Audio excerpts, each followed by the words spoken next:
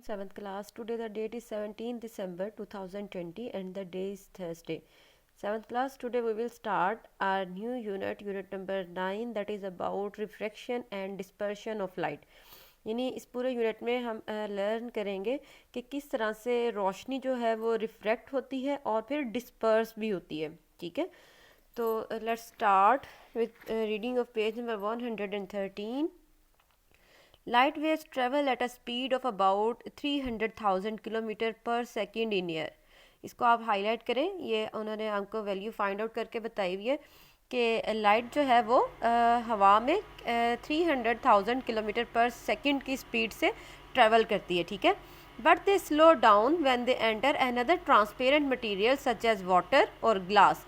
लेकिन जो ही वो कह रहा है कि अगर आप देखें कि जो आपकी लाइट है वो किसी दूसरे ट्रांसपेरेंट मटेरियल यानी शफाफ मटेरियल जैसा कि किसी पानी या गिलास में एंटर होती है तो उसकी स्पीड स्लो हो जाती है. ठीक है, अच्छा जी, उसके बाद देखें, if a ray of light meets the new material at an angle it bends. अब वो कह रहा है कि अगर रे ऑफ लाइट जो है वो किसी नए मटेरियल पर किसी एंगल के साथ मिलती है तो वो बेंड हो जाती है. यानी जब एक रे ऑफ लाइट किसी मटेरियल पर पड़ती है तो वो उसके साथ कोई ना कोई एंगल बनाते हुए मुड़ जाती है, बेंड हो जाती है.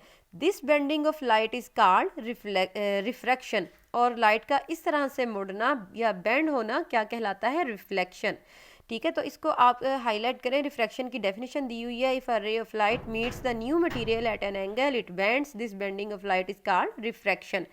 ठीक है, जैसे यहाँ पे आपको एक उन्होंने दिखाया हुआ कि किस तरह से लाइट जो है वो ये इंसिडेंट रे है. ठीक है, इंसिडेंस करना है ना, क्योंकि इसने यानी ये आपके पास जो है वो एक ग्लास यानी एक शीशा है, एक स्लैब है, ग्लास स्लैब है. ठीक है, तो जो ही लाइट जो है वो हवा में से गुजर के ये ग्लास की सरफेस पर पड़ती है तो ये देखें इसने क्या किया कि ये बेंड हो गई है, मुड़ गई है अपने रास्ते से, और फिर जब ये बाहर हवा में आई है तो ये दोबारा फिर जो है वो रिफ्रैक्ट हो गई है.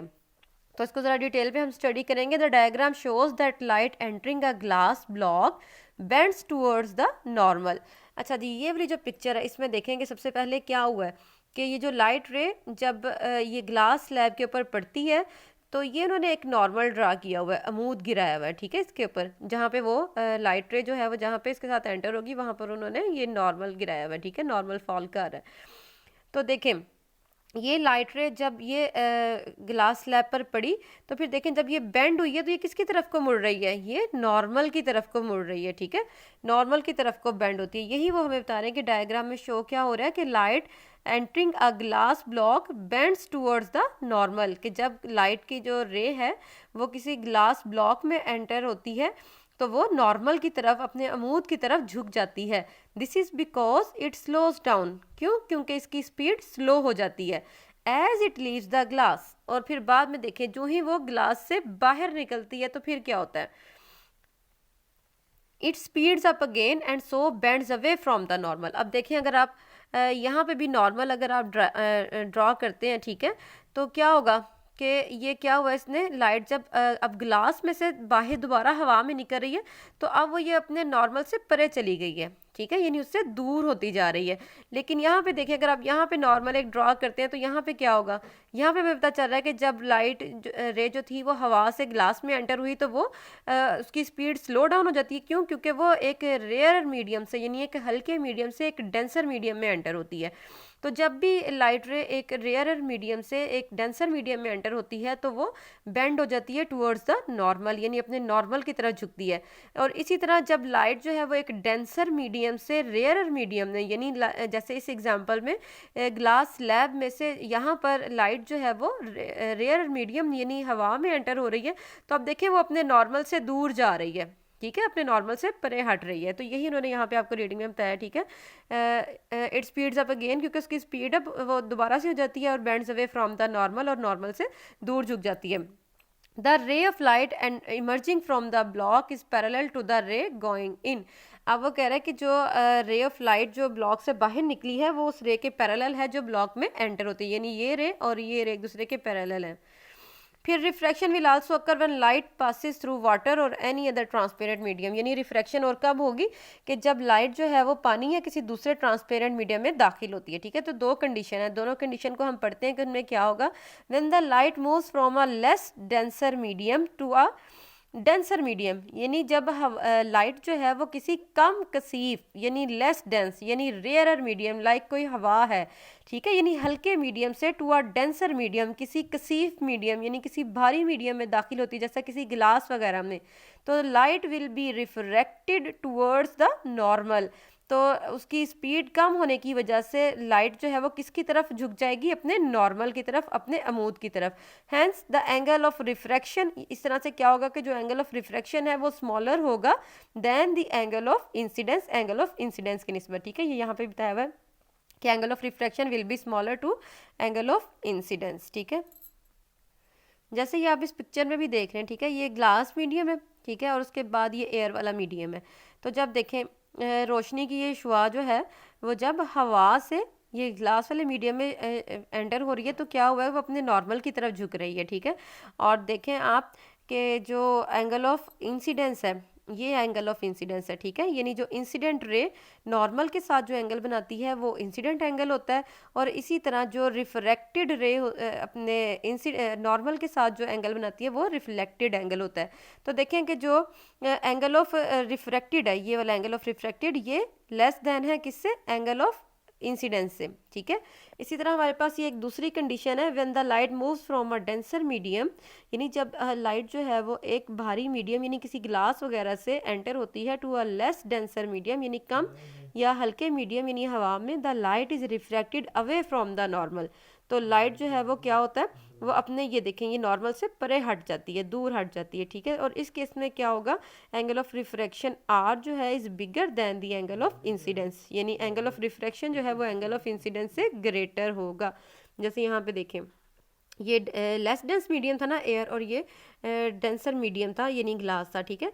तो अब देखें कि जब रोशनी जो है वो एक डेंसर मीडियम से यानी ग्लास में से कहाँ पे एंटर हो रही है, एयर में, ठीक है। अब हल्के मीडियम में जा रही है तो देखें कितना फासला इसका नॉर्मल से बढ़ता जा रहा है, ठीक है, यानी वो नॉर्मल से परे हटती जाती है। और इस केस में क्या होता है कि एंगल ऑफ रिफ्रैक्शन जो है वो ग्रेटर होता है देन एंगल ऑफ इंसिडेंस। अब नीचे ये लॉज ऑफ रिफ्रैक्शन आपको दिए हुए, दो लॉज ऑफ रिफ्रैक्शन है। फर्स्ट क्या है, the incident ray, the refracted ray and the normal at the boundary of two transparent media at the point of incidence all lie in the same plane, ठीक है। जैसे ये देखें, अब अगर आपने एक पिक्चर ड्रा करनी है, ठीक है, तो इसमें एक इंसिडेंट रे है, रिफ्लेक्टेड रे है, ठीक है, और जो है वो क्या उसे कहते हैं, आप नॉर्मल ड्रा कर रहे हैं। तो देखें आप तीनों को आप एक ही कागज़ के ऊपर ड्रॉ करके बता सकते हैं क्योंकि they all lie on a same plane. अब इसके लिए आपको ये नहीं ज़रूरत कि कोई इस डायरेक्शन का तो नहीं ना बाहर की तरफ, यानी आपको इस तरह से किसी चीज़ को जो है वो बताने की ज़रूरत नहीं है, ठीक है, ये एक डिफरेंट प्लेन हो जाना था। अब इसमें क्या है कि आपकी जो डायरेक्शंस हैं वो इन सब की वो एक ही प्लेन पर ड्रॉ हो रही हैं, एक ही कागज़ पे आप इनको ड्रॉ कर सकते हैं, ठीक है। इसलिए हम कहेंगे कि incident ray, reflected ray and the normal all lie on a same plane, कि ये तीनों एक ही प्लेन पर होते हैं। फिर है law two, the ratio of the angle of incidence and the angle of refraction is constant. अब कह रहे हैं कि जो एंगल ऑफ इंसिडेंस की रेशियो है किसके लिहाज से, एंगल ऑफ रिफ्रैक्शन के लिहाज से, वो कांस्टेंट होती है किसी भी स्पेसिफिक कलर ऑफ लाइट के लिए, ठीक है, गिवन मीडियम में। ये रेशियो जो है वो रिफ्रैक्टिव इंडेक्स कहलाती है। इसकी रिफ्रैक्टिव इंडेक्स की अगर आप यहाँ से भी डेफिनेशन करना चाहें तो कर सकते हैं, लेकिन नेक्स्ट पेज पे दी हुई है वो भी देख लेते हैं जी। तो ये पेज नंबर 114 पे रिफ्रैक्टिव इंडेक्स को हम रीड आउट करते हैं। We know that refraction occurs when light changes speed, यानी रिफ्रैक्शन कब होती है, जब लाइट की स्पीड चेंज होती है, ठीक है। The greater the change of speed, जितनी ज़्यादा तेज़ी से या जितनी ज़्यादा तेज़ स्पीड चेंज होगी, the greater the change of direction, उतनी ही ज़्यादा लाइट की जो डायरेक्शन है वो चेंज होगी। The ratio of speed of light in a vacuum, यानी किसी खला में, किसी वैक्यूम में जो लाइट की स्पीड की रेशियो है to the speed of light in the material, और किसके लिहाज से उसकी रेशियो है, यानी रोशनी की स्पीड की रेशियो किसी मटेरियल में, वो उसका रिफ्रैक्टिव इंडेक्स कहलाती है, ठीक है। यानी रिफ्रैक्टिव इंडेक्स किसके इक्वल होता है, speed of light in a vacuum divided by speed of light in a material, ठीक है। तो the greater the refractive index of a substance, जितना ज़्यादा उस सब्सटेंस का रिफ्रैक्टिव इंडेक्स होगा, smaller will be its angle r, और उतना ही उसका जो एंगल आर है वो स्मॉलर होगा, ठीक है, विच मीन्स इट बेंड्स मोर, जिसका मतलब क्या है कि ये ज़्यादा बेंड हो जाएगी, ठीक है। तो ये उन्होंने आपको एक एग्जांपल के ज़रिए इसको बताया भी हुआ है, सेम यही फार्मूला लगा है इसमें। उन्होंने क्या कहा कि अगर किसी का रिफ्रैक्टिव इंडेक्स यानी ग्लास का अगर 1.5 है, स्पीड ऑफ लाइट ग्लास में क्या होगी, तो हम यही फार्मूला लगाएंगे। Speed of light in vacuum तो हमने पढ़ा स्टार्ट में ही कि वो 300,000 किलोमीटर पर सेकेंड है, ठीक है, और स्पीड इन ग्लास वो गिवन है 1.5। तो 300,000 को जब आप 1.5 पर डिवाइड करेंगे तो आपके पास 200,000 किलोमीटर पर सेकेंड यानी स्पीड इन ग्लास जो है लाइट की, ग्लास में क्या स्पीड है वो आपके पास आ जाएगी। तो ये आपने टेबल अच्छे से लर्न करना है, ठीक है। मटेरियल है और उनके रिफ्रैक्टिव इंडेक्स उन्होंने फाइंड आउट किए हुए, आपको बताया हुआ कि एयर का रिफ्रैक्टिव इंडेक्स 1 है, वाटर का 1.33 है और ग्लास का 1.51 है जी। तो ये साइड पे जो रिफ्रैक्टिव इंडेक्स के डायग्राम है ये आपने लाजमी हाईलाइट करनी है, ठीक है। अब इसमें भी सेम जो हमने पहले वाले उसमें पढ़ा था वही सारा कुछ इधर भी एक्सप्लेन किया हुआ। ये इंसिडेंट रे है, ठीक है, यहाँ पर उन्होंने नॉर्मल जो है वो फॉल करवाया, ठीक है। तो अब क्या हुआ देखें, इंसिडेंट रे जो ही किसी ग्लास में एंटर हुई तो वो अपने जो है नॉर्मल की तरफ झुक जाती है, ठीक है। और फिर जब वो उस ग्लास से बाहर निकलती है तो फिर वो ये देखें, ये अगेन नॉर्मल ड्रा किया हुआ, तो वो क्या होगा कि अपने नॉर्मल से परे हट जाती है, ठीक है। तो ये उन्होंने ऊपर बताया हुआ कि ये रे जो है ये इंसिडेंट रे है और ये रे रिफ्रैक्टेड रे है, ठीक है। और ये नॉर्मल है, ये जो है बना हुआ है, ये जो आपके सामने वो ग्लास स्लैब है, उसके बाद अगेन ये नॉर्मल ड्रॉ किया हुआ है और फिर ये जो रे बाहर निकली है अब ये इमरजेंट रे कहलाएगी, ठीक है। ये इंसिडेंट रे जो फॉल कर रही है ग्लास स्लैब पर, और ये जो अंदर बेंड हो गई है रे ये रिफ्रैक्टेड रे है, और ये जो फिर अगेन बाहर निकली है ग्लास स्लैब से वो इमरजेंट रे है। इसको आप अच्छे से हाईलाइट करना है इसको डायग्राम लेबलिंग के लिए भी जी स्टूडेंट्स। अब ये यहाँ पर आपको दिया हुआ topic real and apparent depth का, ठीक है। तो इससे रिलेटेड मैं एक लिंक भी आपको आज शेयर करूँगी, वो यूट्यूब का, वो आपने लाजमी देखना है। वो बहुत ही अच्छी वीडियो है जिसमें बहुत अच्छे से एक्सप्लेन कर रहे हैं रियल और अपेरेंट डेप्थ को, ठीक है, कि क्या डिफरेंस है। और उससे आपको ये एक्टिविटीज़ भी जो हैं वो उनको समझने में बहुत ज़्यादा आसानी होगी, ठीक है। ये जो एक्टिविटी क्वेश्चंस दिए हुए ना यहाँ पे लास्ट पे, तो इस एक्टिविटी में आपको बहुत जो है ना वो आप देखेंगे आप इसको तो बहुत ईजीली आपको समझ आ जाएगा कि क्या है। तो थोड़ा सा रीड आउट कर रहे थे इसको कि रियल और अपेरेंट डेप्थ होती क्या। अब अगर आप एक पेबल यानी कोई भी आप स्टोन ले लें, कोई आप अगर उसको पानी वाले टब में फेंकते हैं, ठीक है, तो क्या होगा, you never seem to actually hit the first pebble, और उसके बाद आप एक दूसरा पेबल भी गिराते हैं तो वो कभी भी ऐसा नहीं होगा कि वो पहले पेबल को यानी पहले से मौजूद जो पेबल है उसको हिट करे। The payable appear closure then it really is, payable आपको उतना नज़दीक दिखाई देगा जितना वो हकीकत में होता है। This happens because light bends as it passes from one transparent material to another, और ऐसा क्यों होता है, क्योंकि जब लाइट जो है वो एक ट्रांसपेरेंट मटेरियल से दूसरे में दाखिल होती है तो वो बेंड हो जाती है। अब कह रहे हैं कि a ray of light is always refracted in a definite direction, कि रे ऑफ लाइट जो है वो हमेशा किसी खास डायरेक्शन में ही रिफ्रैक्ट होती है। As light passes from water to air, जैसे लाइट जो है वो पानी से हवा में दाखिल होती है, it bends away from the normal, तो यही बात हमने पीछे भी पढ़ी, तो वो अपने नॉर्मल से परे हट जाती है। As light goes into a denser material, और जैसे ही लाइट किसी डेंसर मटेरियल में दाखिल होती है it bends towards the normal, तो वो अपने नॉर्मल की तरफ झुक जाती है।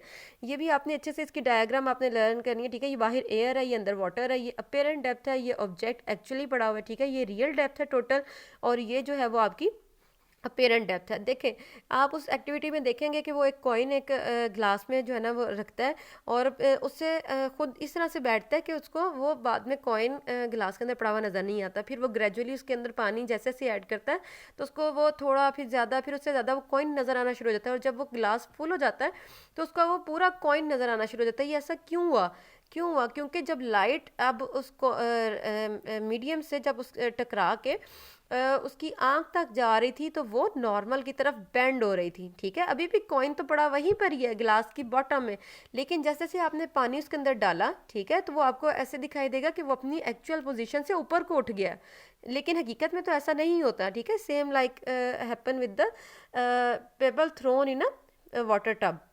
लेकिन जब आपने ये पेबल को थ्रो किया इस पानी के टब के अंदर, तो अपेर इसकी रियल डेप्थ तो यही है ना जहाँ पे ये बॉटम में पड़ा हुआ है, ठीक है। लेकिन अगर आप ये देखें, आपको लाइट का पता है कि light always travel in a straight line, अब हमें चीज़ें हमेशा तभी नज़र आती हैं जब रोशनी एक ख़त मुस्तकीम पर ट्रेवल करते हुए हमारी आंखों तक पहुँचती है, ठीक है। तो हम क्या करेंगे कि हम ये जो लाइट रे है इसके पीछे हम एक फ़र्ज़ी लाइन ड्रॉ करेंगे। ये दो उन्होंने रेज ली हुई थी, ठीक है। आप 2 भी ले सकते हैं, 3 भी, एक लेके भी आप इसको बता सकते हैं, एक रे से भी, ठीक है। तो हमने क्या किया, हमने इनको पीछे की तरफ बढ़ाया, ठीक है, इन दोनों को पीछे की तरफ बढ़ाया, तो जहाँ ये मिली तो हमने वहाँ पे एक पेबल ड्रॉ कर दिया। तो इट मीन्स कि हमें जो ये पानी में पड़ा हुआ पेबल है वो यहाँ की बजाय इस पोजीशन पर नज़र आता है, जो कि अपेरेंट डेप्थ है, ठीक है। तो ये अच्छे से आपने ये सारी रीडिंग लर्न करनी है। इसमें यहाँ तक जितने भी आज मीनिंग्स बने हैं, जितने भी कॉन्सेप्ट्स हैं, वो आपने अच्छे से लर्न करने हैं। जी स्टूडेंट्स, तो ये पेज नंबर 124 पर आपके वर्ड्स टू लर्न दिए हुए हैं, ठीक है। ये फर्स्ट 4 आपने आज पढ़े भी हैं रीडिंग में, इनको आपने अच्छे से लर्न करना है। रिफ्रैक्शन क्या है? Bending of a ray of light when it strikes a new material boundary, यानी रोशनी का मुड़ जाना। और कब मुड़ना? जब वो किसी न्यू मटेरियल बाउंड्री के साथ टकराती है, ठीक है, तो उसे हम रिफ्रैक्शन कहते हैं। और रिफ्रैक्टिव इंडेक्स क्या है? ये रेशो है स्पीड ऑफ लाइट की वैक्यूम में to the speed of light in the material. Angle of incidence क्या है? Angle between incident ray and the normal, यानी नॉर्मल अमूद और इंसिडेंट रे के दरमियान जो एंगल बनता है वो इंसिडेंट एंगल ऑफ इंसिडेंस कहलाता है। एंगल ऑफ रिफ्रैक्शन क्या है? वो एंगल जो नॉर्मल और रिफ्रैक्टेड रे के दरमियान बनता है वो एंगल ऑफ रिफ्रैक्शन है, ठीक है।